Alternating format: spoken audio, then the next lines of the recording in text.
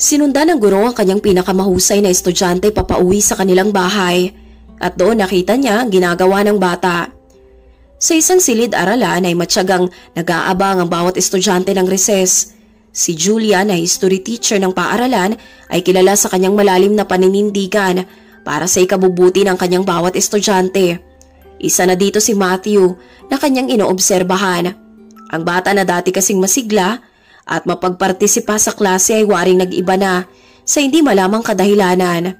Sa likod ng silid ay nakaupo si Matthew na may malayo at malalim na iniisip. At masakit para kay Julia, namamasdan ang kanyang pinakamahusay na estudyante na waring nawawala sa klase. Hindi naman ito ang unang pagkakataon na nagkaroon siya ng estudyante na waring natutulala sa malalim na pag-iisip dahil sa hirap ng kanilang komunidad. Kaya naman sa bawat pagkakataon ay walang ibang nais si Julia kundi ang makatulong sa kanyang mga inaalagaang estudyante na makapagpatuloy sila sa pag-aaral. Kilala niya si Matthew bilang matalinong estudyante na mahilig sa pag-aaral. Malamang na nagkakaroon ito ng malalim na problema sa labas ng paaralan. Ang kanyang pag-aalala ay lumaki sa bawat sandali, kaya pagkatapos ng kanyang klase sa araw na yon ay nagawa niyang tawagin ang bata para makausap. Matthew, ilang araw ka nang tahimik ha? May problema ka ba? Ang boses ni Julia ay mahinahon lamang, dala ang labis sa pag-aalala para kay Matthew. Pagod lang po ako, pero ayos lang po ako, mainhing sambit ni Matthew. Napatungo na lamang si Julia nang may simpatsya kahit hindi ito sang-ayon sa kanyang nadinig.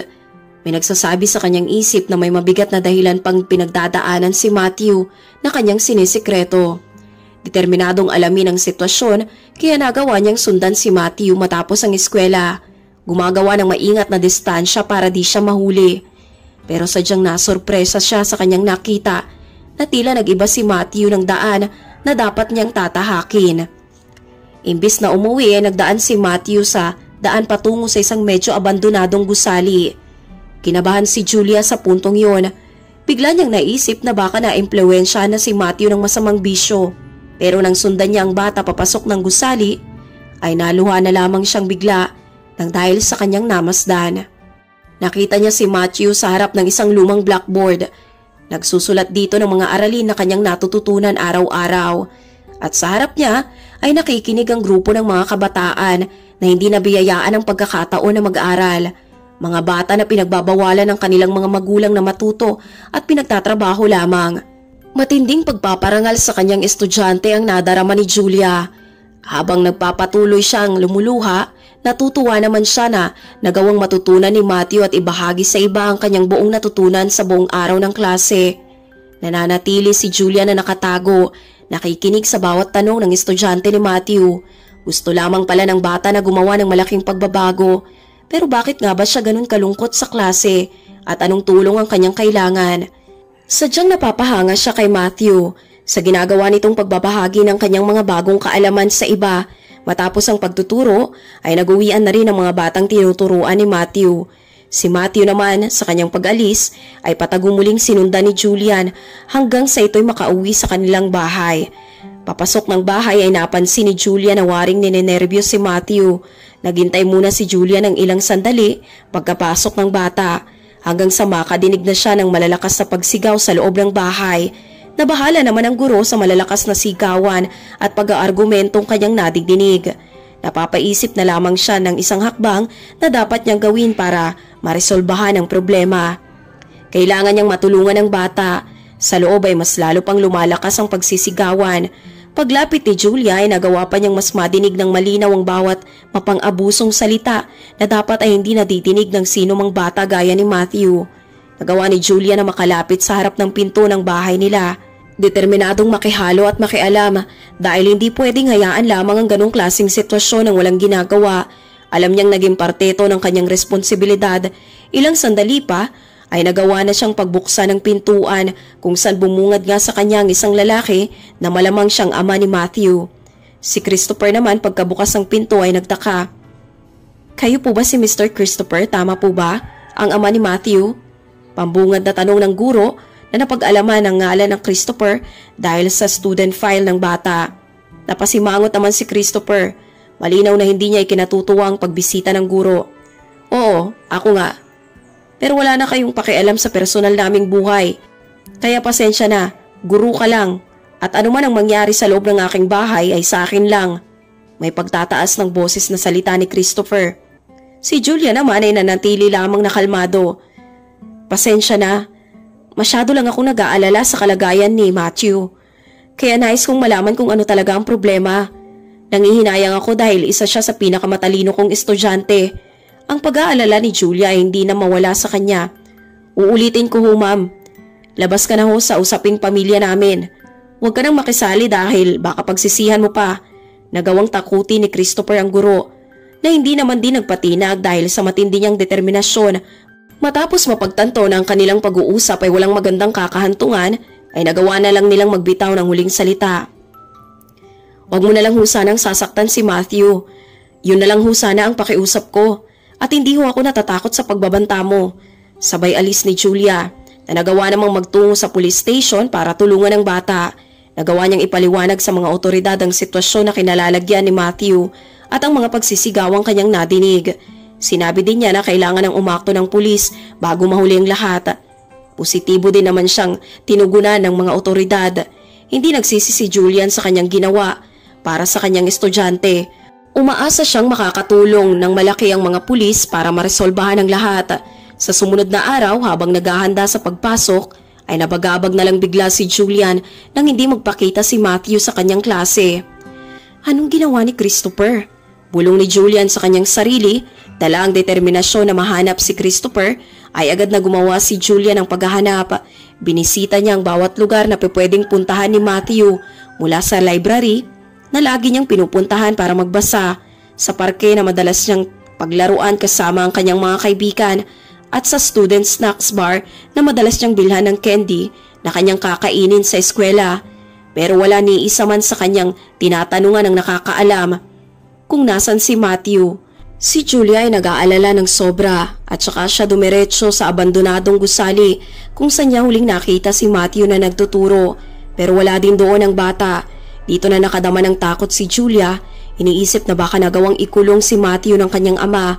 Pagkatok niya ng pintuan ay walang isa man ang sumagot. Tila walang tao sa loob kaya nagbalik na lamang ang guro sa eskwelahan. Doon nagawang ibalita ni Julian sa iba niyang mga kasamang guro ang hindi pagpasok ni Matthew sa kanyang klase. Isang bagay na imposible dahil hindi naman lumiliban si Matthew sa klase nang walang paalam. Ramdam ni Julian na may mali pero hindi niya lamang ito malaman. Rason para lumaki ng lumaki ang dinadala niyang pangamba. Nang tanungin ni Julia ang ibang mga kaibigan ni Matthew maging ang kanyang mga kaklase, ay wala naman silang nalalaman na kahit ano. Napapansin lang din nila na ilang araw na pagkabagabag sa mga mata ni Matthew at wala silang idea kung bakit. Dahil sa wala siyang makalap na impormasyon may kinalaman sa kinaroroonan ni Matthew, ay nagawa na lamang niyang magbalik sa kanyang silid para obserbahan ang paligid. Umaasa na may iniwan man lang doon si Matthew na anumang palatandaan o liham na magbibigay detalye man lamang kung saan siya pwedeng makita. Ilang sandali pa ay nagawa ng kausapin ng principal si Julia. Julia, may kailangan akong sabihin sa'yo. Ang ama ng isa mong estudyante na si Matthew ay nandito kaninang umaga. Abala ka pa noon sa pagtuturo. Sinabi niya sa akin mismo na inialis na niya ang kanyang anak dito sa eskwelahan. Sinasabi din niya sa akin na masyado kang nakikialam sa personal nilang buhay. Si Julia naman ay napatahimik ng bigla. Nakikiusap ako na huwag ka nang makihalo sa personal na buhay ng iba. Lalo na ng mga estudyante mo o gagawa ka ng pagkilos para mabigyan ka ng nararapat na parusa. Naunawaan din ito ni Julia na kung ipagpapatuloy pa niya ang paghahanap kay Matthew ay baka mawala ang kanyang iniingatan na propesyon. Pero sa kabila ng lahat ay nanindigan pa rin siya na tulungan si Matthew at dapat umano ay panigan at suportahan siya ng kanilang principal kaysa pagbantaan. Bilang guro ay hindi niya pwedeng hayaan ang sino man sa kanyang mga estudyante na mapahamak at kung kailangan niyang gawin yun ng mag-isa at palihim ay kanyang gagawin anuman ang mangyari. Sa kabila ng sinabi ng principal ay nanatili pa rin si Julia sa kanyang pagnanais. Agad na naganap si Julia ng legal assistance para makumpronta ang ama ni Matthew nang maprotektahan niya ang bata. Mag-schedule ako ng meeting sa aking abogado na si Charles. Kailangan ko ng strategiya para maibalik si Matthew para masigurado din ang kanyang kaligtasan. Sambit niya sa kanyang isip. Alam ni Julia na si Matthew ay nasa mapang-abusong tahanan kasama ang kanyang ama. Nagawa ng tumawag ni Julia sa kanyang abogado. Isinasaad na kailangan nilang mahanap si Matthew agad-agad bago pa mahuli ang lahat. Si Julia sa tulong na rin ng iba pang kasamahan ay nagsimula ng maghanap at nagtatanong sa bawat taong kanilang nadaraanan at nakakasalubong. Kailangan lang ni Julia ng kahit maliit na detalye lamang na magiging kapaki-pakinabang. Pero kahit marami na silang tao na natanungan ay hindi pa rin nila nagawang mahanap si Matthew. Nakakadama na si Julia ng kawalang pag-asa pero mas nanaig sa kanya na huwag pa rin sumuko. Nagpahinga na lamang siya at sinabihan ng kanyang mga kasama na bukas na lamang sila magpatuloy sa paghahanap. Nakadama na rin ng pagod si Julia at sa puntong ito tumunog bigla ang kanyang phone. Ito ay isang tawag mula sa hindi kilalang numero. Siya ay nasa lumang cabin sa dulo ng City Park Trail. Ilang beses ko na din siyang nakikita doon. Huling message ng caller, sabay baba ng tawag. Nang dahil sa impormasyong kanyang nalaman ay muling tinawagan ni Julia ang kanyang mga kasamahan. May pagmamadali silang nagtungo sa parke na sinabi ng caller. At inabot na sila ng gabi nang makarating dito. Wala silang ibang dala noon kundi ang kanilang flashlights at matinding pag-asa. Masyadong masukal ang lugar na yon. Maraming puno at nagtataas ang damuhan. Isang lugar na waring hindi tataguan ng isang bata na gaya ni Matthew. Nakita din naman nila agad ang lumang cabin. At marahan nila itong nilapitan. Kinakabahan at nangangamba din sa kanyang ginagawa. Dahan-dahan ang binuksan ni Julia ang pinto ng cabin at bumungad sa kanya ang napakadilim na loob nito. Inilawan na lamang nila iyon ng kanilang dalang flashlight. Nagawang obserbahan ni Julia ang loob ng cabin gamit ang kanyang flashlight hanggang sa mapadpad siya sa isang lugar kung saan nailawan niya ang isang batang sugatan at may mga pasa. Ito'y walang iba kundi si Matthew. Ma'am Julia? Nabigla ang bata at nagulat pero nagawa rin niyang sabihin na inaasahan niya ang lahat. Alam ni Matthew na darating ang kanyang guro na naglakad naman papalapit sa kanya para tumabi. May halong pagkagalit at pag-aalala sa kanyang dibdib. Sinong gumawa sa iyo nito? Si Papa po, pag-amin ni Matthew. Nalaman ni Papa ang ginagawa kong pagtuturo sa mga batang kasing edad ko na hindi nagkaroon ng pagkakataon na makapag-aral. Nagalit po siya ng sobra. Huwag kang mag-alala, aalisin kita dito. Ako ang gagamot sa mga sugat mo at tinitiyak kong hindi na magbabalik pa ang masamang sitwasyong iyong pinagdaanan. Pangako ko yan. Agad dinuwa nga ni Julia ang kanyang estudyante sa pagtayo. Akay-akay na nailabas ni Julia ang kanyang estudyante papalabas ng cabin at determinado siyang kumprontahin si Christopher kung kinakailangan. Nadala ang bata sa hospital dahilan para malaman din ito agad ng kanyang ama na sadyang nagalit sa nangyari. Nagmamadali siyang nagdako sa hospital at mas lalong nilamon ang frustrasyon nang makita ang kanyang anak at ang guro nito na magkasama. Waring hindi naman siya nag-alala sa kalagayan ng kanyang anak. Sadyang napupuno lang siya ng pagkagalit na hindi na niya makayanan pa. Ano bang ginagawa mo dito? May plano ka bang nakawin ang anak ko sa akin? Ano ka bang guru ka? Bakit ba patuloy kang nakikialam sa buhay namin?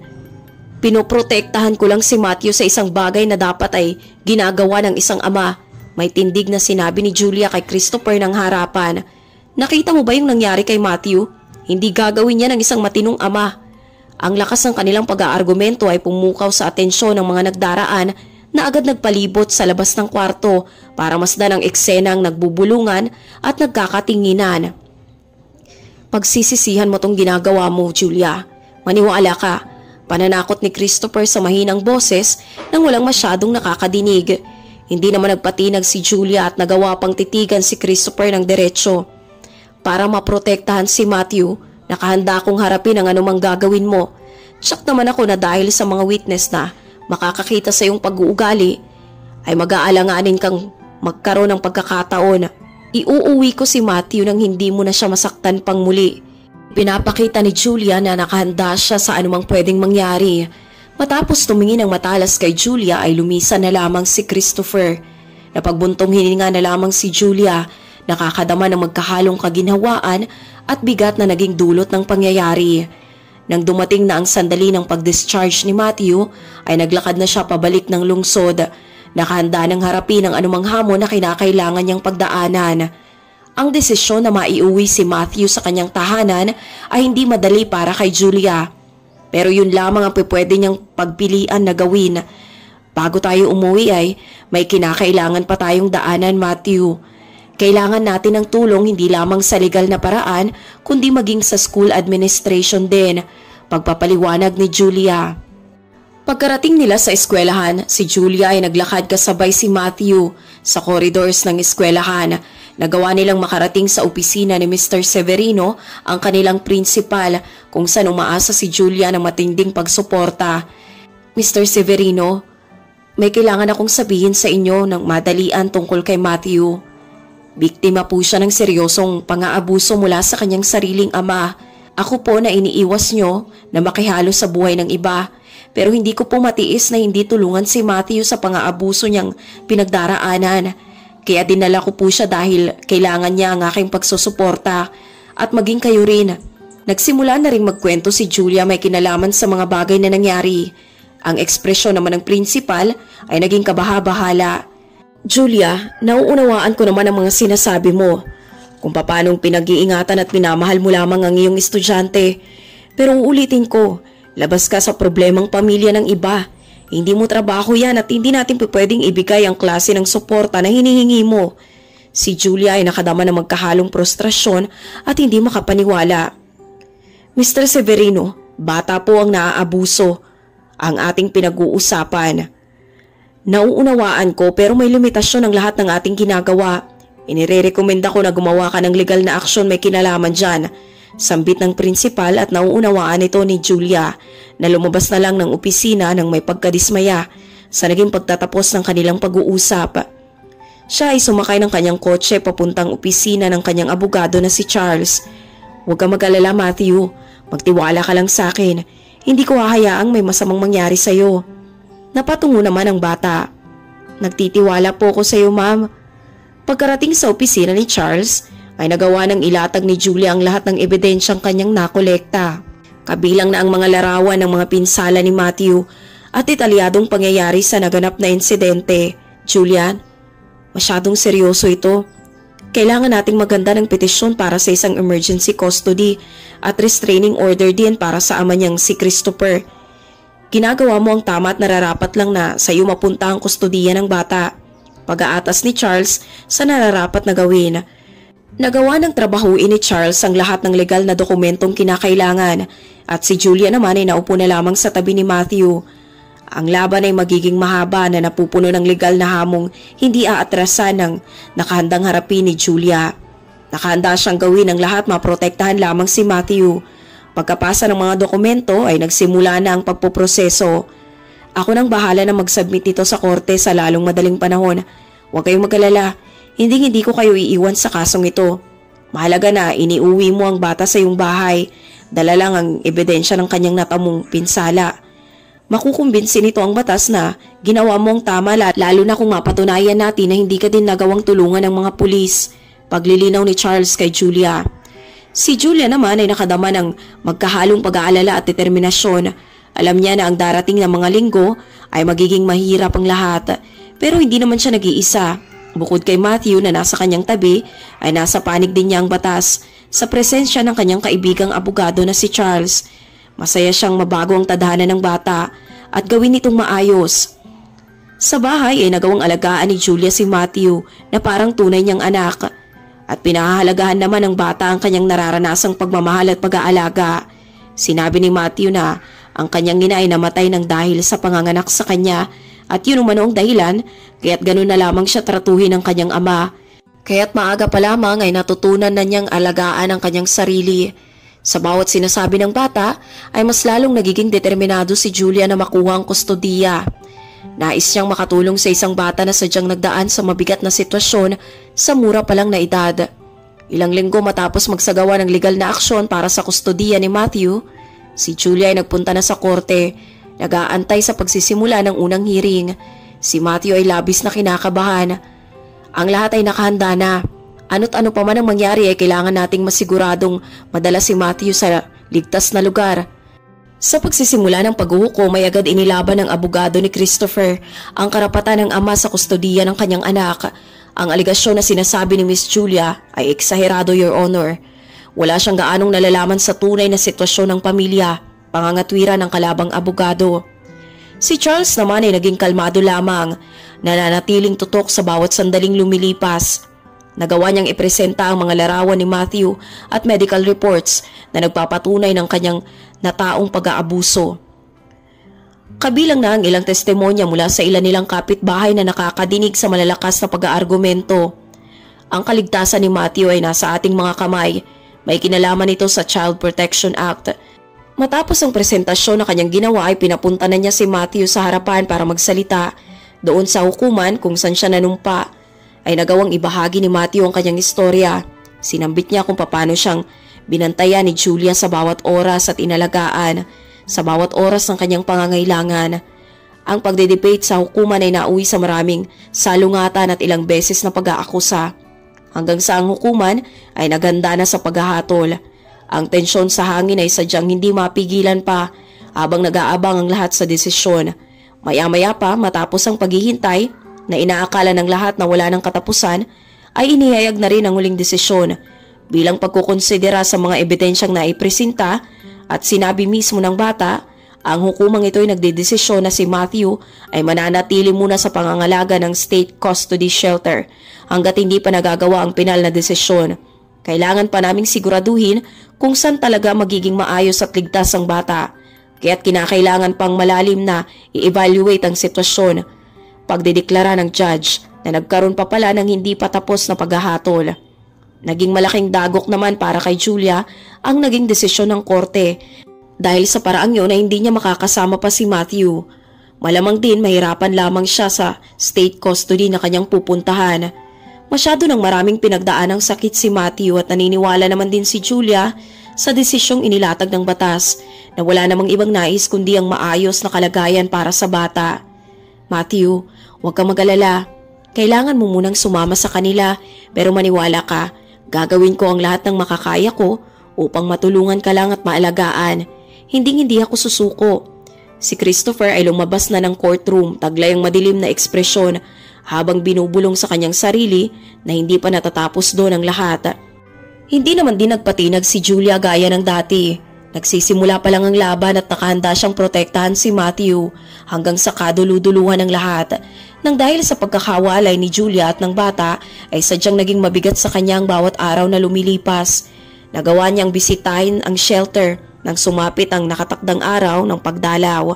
Pagdating doon ay agad bumungad sa pagpasok ni Julia ang isang social worker na siyang nagatid sa kanya sa kwarto kung nasan si Matthew.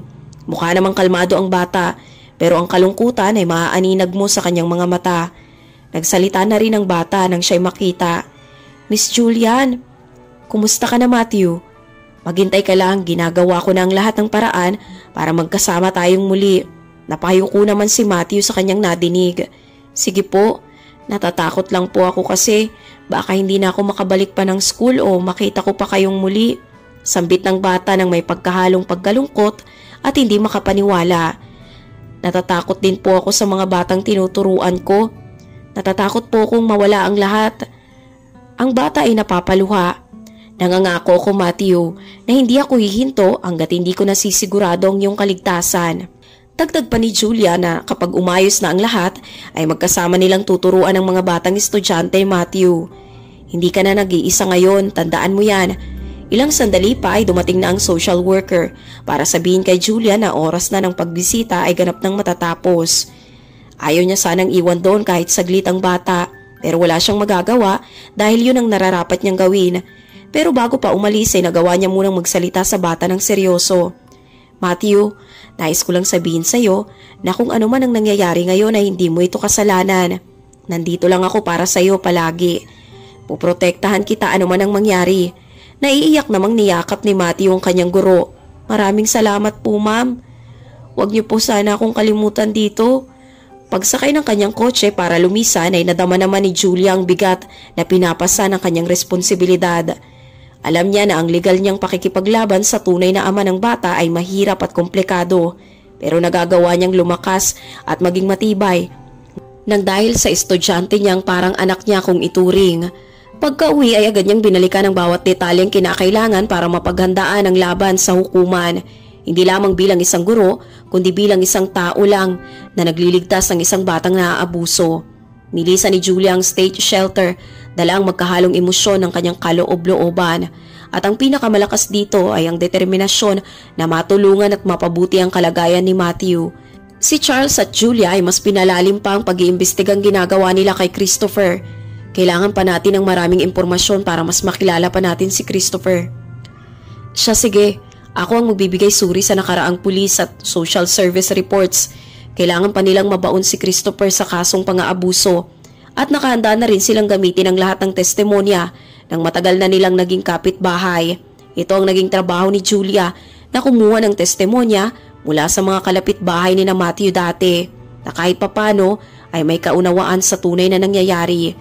Marami ang tumatangging magsalita pero dahil sa empatsyang nararamdaman nila para kay Julia ay nakukumbinsi na rin sila na magsabi ng ilang obserbasyon.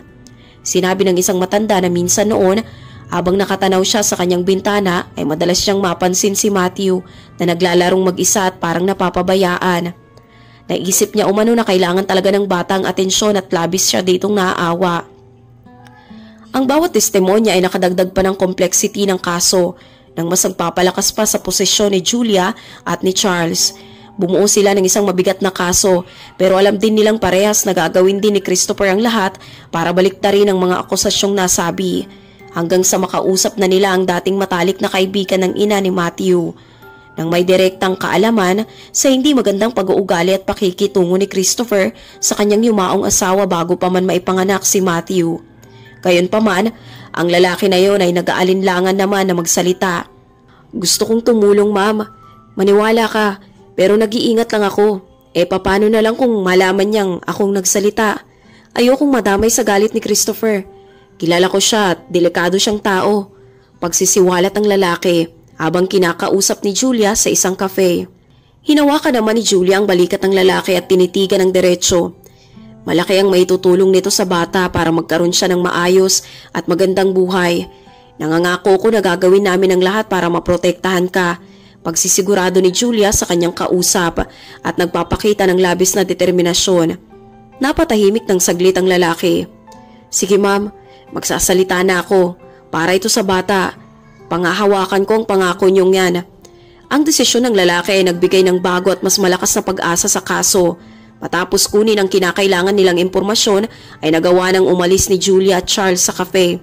Pakiramdam nila ay nalalapit na sila sa pagtatapos at pagsasara ng kaso para mabigyan ng maayos at ligtas na hinaharap si Matthew. Pero sa bawat pag-usad na kanilang ginagawa ay kailangan din nilang maganda sa anumang pwedeng mangyari.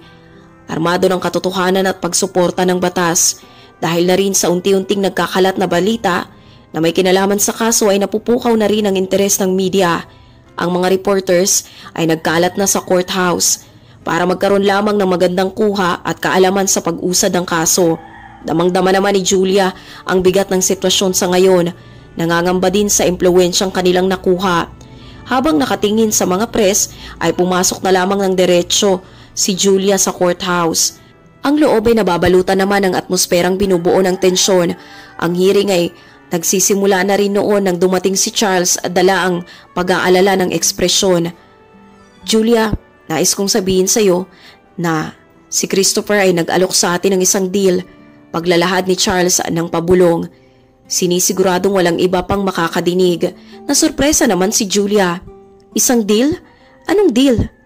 Nais siyang makuha ang kustodiya ng bata at iuurong na lang natin ang kaso. Bilang kapalit, igagarantiya niya umano na hahayaan niya si Matthew na makadalaw sa iyo ng regular at magpapatuloy siya sa pag-aaral nang walang anumang panggugulo. Sambit ni Charles habang inaabot kay Julia ng dokumento na nagsasaad ng mga nasabing kondisyon. Natigilan si Julian. Ang kondisyon ay nagpapakita na pwedeng alagaan nga ng maayos si Matthew ng kanyang ama pero pwede rin naman siyang mapahamak. Labis sa pinag-isipan ni Julia ang kanyang gagawin sa sitwasyon at mas naiisip niya ang bata kaysa sa kanyang sarili. Alamang na yun na lamang ang nakikitang daan ni Christopher para makatakas sa batas. Hindi ko pwedeng tanggapin ang nakasaad sa dokumentong yan nang hindi kinukonsidera kung ano talaga ang maganda para kay Matthew. Kailangan nating mapag-usapan ito sa harap mismo ng bata. Habang may pagkakataon pa ay nagawa pang makausap ni Charles at Julia ang bata. Parahan at malinaw ipinaliwanag ang sitwasyon. Pero ma'am, kayo po ang gusto kong maging guardian. Ayoko na pong bumalik sa pangangalaga ng aking ama. Hindi tayo papayag sa deal na yan. Lalaban tayo hanggang sa mabigyang hustisya ang nangyari. Napatungo naman si Charles. Inihanda ng mga dokumento at ihahayag na rin sa korte ang pagtanggi nila sa kasunduang nais ng ama ng bata. Habang minamasdan ng media ang bawat pagkilos ng mga akusado at biktima, ay nakahanda na si Julia para depensahan ang karapatan ni Matthew. Ang determinasyon ni Matthew at Julia ay hindi matatawaran ng mga sandaling yon na sadyang binuo ng batas, kundi ng malalim na koneksyon ng kanilang nararamdaman. Sa waiting room ng korte ay matyaga lamang naghintay ang lahat, maging si Julia, habang nakaharap sa kanyang mesa ang bawat dokumento na nagpapaalala sa kanya ng bigat ng hamon na kanilang kakaharapin. Ang bata naman ay hindi mapakali na rin sa pangamba at nerbiyos. Ma'am, ayoko na pong bumalik sa aking ama. Gusto ko po na kayo na lang mag-alaga sa akin. Sambit pa ng bata, dala ng takot sa kanyang mga mata sa pag-iisip na baka bumalik na naman siya sa buhay na kasama ang mapang-abuso niyang ama. Alam ko Matthew, uulitin ko, huwag kang mag-alala. Gagawin namin ni Charles ang lahat. Sana lang ay hindi ka ipasa ng korte sa kahit sino man sa iyong biological na pamilya. Napahawak naman ng mahigpit ang bata sa kamay ni Julia. Wala na po akong pakialam doon. Gusto ko po manatili sa isang lugar kung saan mamahalin ako at aalagaan. Sa inyo po ay sigurado na ako. Naturuan niyo po ako ng higit pa sa mga dapat kong malaman. Basta wag lang sana akong makabalik sa kanya. Dahil sa tapang na ipinakita ni Matthew, ay mas lumaki din ang dadaramang determinasyon ni Julia. Oo Matthew, lalaban tayo ng magkasama. At sisiguraduhin ko na magkakaroon ka ng maayos na kinabukasan. Sa kabila ng lahat, ang hukuman ay waring-wala pa ring nabubuong pinal na desisyon. Ito ay matapos magpasa ng argumento si Christopher na dapat ay sa kadugo o kapamilya lamang maipasa ang kustodiya ni Matthew. Sinasabi na mas magiging ligtas ang bata sa ganoong paraan kaysa ipaalaga ito sa hindi niya kaano-ano. Ang hearing dahil sa dami ng sirkumstansya ay nai-extend sa susunod pang araw na mas nakapagbabigat ng takot kay Julia. Wala siyang nagawa kundi ang dumiretso sa opisina ni Charles para makabuo ng estratehiya. Nagre-review na rin ng iba pang argumento si Charles para maipanalo ang kaso sa susunod na hearing. Sinabi na lamang niya bilang abogado na walang dapat ikatakot si Julia dahil ang katotohanan lamang at kabutihan ang kanilang pinaglalaban. Dagdag pa ni Charles na normal lamang ang ganong kalagayan sa isang hukuman, kaya hindi dapat magpaapekto si Julia. Si Christopher naman ay nag-init ng sobra sa galit matapos malaman na hindi sumang-ayon si Julia sa inaalok nitong deal, kaya naman agad siyang tumawag kay Julia at nagsalita sa seryosong tono ng boses. Maniwala ka, gagawin ko ang lahat ng paraan para makuha lang ang kustodiya ng aking anak. Dati ko pang sinasabi sa'yo, huwag mo nang hintayin na magsisi ka pa ng tuluyan. Sinasabi ko sa'yo na huwag kang makialam sa buhay namin.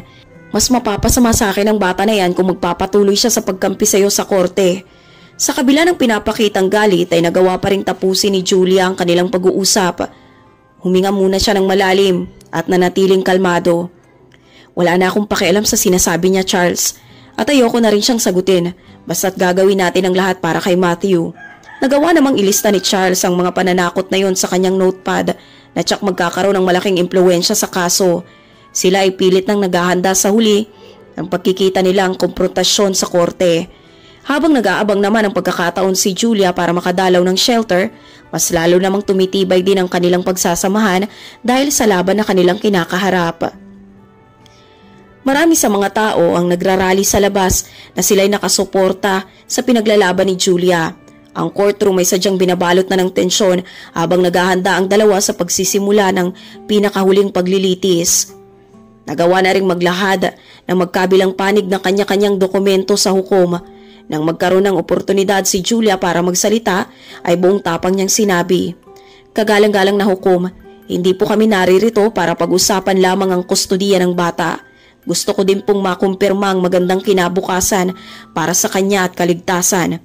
Si Matthew po ay nakararanas ng isang sitwasyon na dapat ay walang sino mang bata ang nakararanas, pang-aabuso, pagpapabaya, at takot na siyang nararanasan niya sa bawat araw ng kanyang buhay.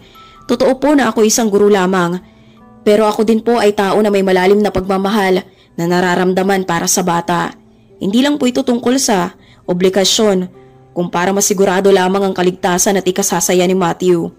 Si Christopher naman habang nakikinig sa sinasabi ni Julia ay pinipilit lamang maging kalmado. Sinubukan ng abogado na si Charles na magsalita. Totoo naman po aming kagalang-galang na hukom na walang biological na koneksyon si Miss Julia kay Matthew. Pero hindi pa po ba sapat ang kanilang malalim na koneksyon para masiguro ang kaligtasan ng bata na kung ating tatanungin ay masasabi na nais niyang makasama ay ang kanyang guro kaysa sa kanyang ama. Ano po bang mas importante kagalang-galang na hukom? Ang koneksyon sa dugo o ang pagmamahal at magandang paligid para sa bata? Pagtatanong ni Charles bilang pagsuporta sa posisyon ng kanyang kaibigan. Si Matthew naman ay nagawa ng tawagin para magbitaw ng kanyang testimonya na nanginginig at kinakabahan. Gusto ko po sa lugar kung saan magiging ligtas ako. Si Ma'am Julia po ang nagparanas sa akin ng salitang pagmamahal at tamang pag-aalaga. Mas naging ina po siya ng higit para sa akin. Nais ko pong magpasalamat kay Ma'am Julia dahil hindi lang po siya naging isang mahusay na guro para sa akin, kundi isa ring mabuting magulang. Ano't ano man ang maging desisyon sa huli, ay wala akong kikilalaning ibang magulang, kundi si Ma'am Julia lamang. Emosyonal na paglalahad ni Matthew habang lumuluha. Halos matunaw naman ang puso ni Julia sa kanyang nadinig, sa puntong nais niyang takbuhin ang bata para yakapin. Anak na rin kitang itinuturing, Matthew, bulong ni Julia sa kanyang sarili. Ang hukom ay nagpataw na lamang ng brief recess bago sabihin ang kanyang magiging desisyon. Ang courthouse sa mga sandaling yun ay napuno ng iba't ibang konversasyon may kinalaman sa kahihinatnan ng kaso. Napapaligiran naman si Julia ng matinding pagsuporta mula sa iba't ibang guro, magulang at kapwa estudyante na napapahanga sa kanyang ginagawa. Makalipas ang ilang sandali ay nagbalik na ang lahat sa loob ng kwarto. Sa wakas, ang hukom ay nakahanda ng ibitaw ang kanyang pinal na desisyon. Bilang konsiderasyon sa mga testimonya at ebidensyang sa akin ay naipresenta, ay nagkaroon ako ng konklusyon. Naging tahimik ang ilan ng mga sandaling yun. Ang lahat ay nagkaroon ng seryosong ekspresyon habang si Matthew ay napapahawak ng mas mahigpit sa kamay ng kanyang guro.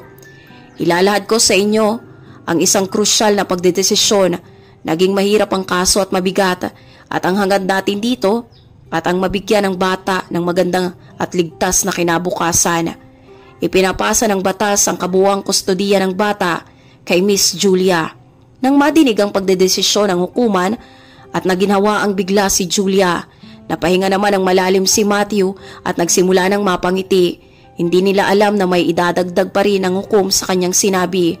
Kasabay naman ang pagkuha ni Miss Julia sa kustodiya ng bata, ay kailangan mapatunayan ang patuloy niyang pagtanaw ng obligasyon sa bata, hindi lamang para mabigyan ito ng maayos na buhay at kalagayan, kundi mabigyan din ng karapat-dapat na edukasyon. Nakahanda namang gawin ni Julia ang lahat ng yon kahit hindi ipaunawa sa kanya ng korte. Nakahanda siyang suportahan si Matthew hindi lang sa kasalukuyan kundi maging sa darating na hinaharap. Walang na rin nasabi ang bata kundi pasasalamat sa lahat at maraming lumapit kay Julia para i-congratulate. Sa labas ng courthouse ay nagkumpul-kumpul ang mga media press, nakaabang pero pansin ang interes ni Julia ay nakatuon lamang kay Matthew. Wala nang makakapagpahiwalay pa sa atin, Matthew. Magkasabay tayong bubuo ng panibagong buhay kung saan magiging masaya ka. Ang pangakong binitawan ni Julia ay hindi lamang para kay Matthew kundi para na rin sa kanyang sarili. Malaman na marami din silang hamon na kinakailangang pagdaanan, pero oportunidad yon para mas lalo silang maging malapit sa isa't isa. Nakahanda na silang harapin ang magkasama ang anumang hamon na darating.